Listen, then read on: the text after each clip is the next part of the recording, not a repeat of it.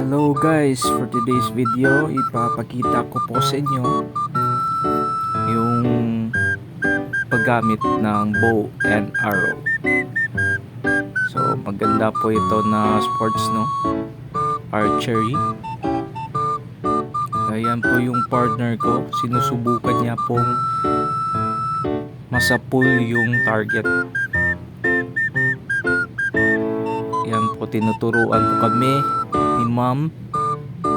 Ewan ko lang kung ano yung pangalan niya. Siya pong nagtuturo sa amin sa paghawak ng bow and arrow, kung ano yung proper way. So ayan po yung tira sa partner ko. So ako naman ang next.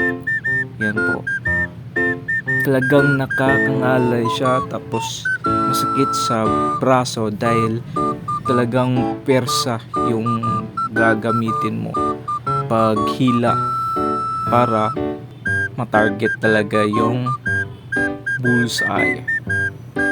First time po namin ito ng partner ko. So ayan po yung resulta. Magaling na ba ako? Just thank you for watching.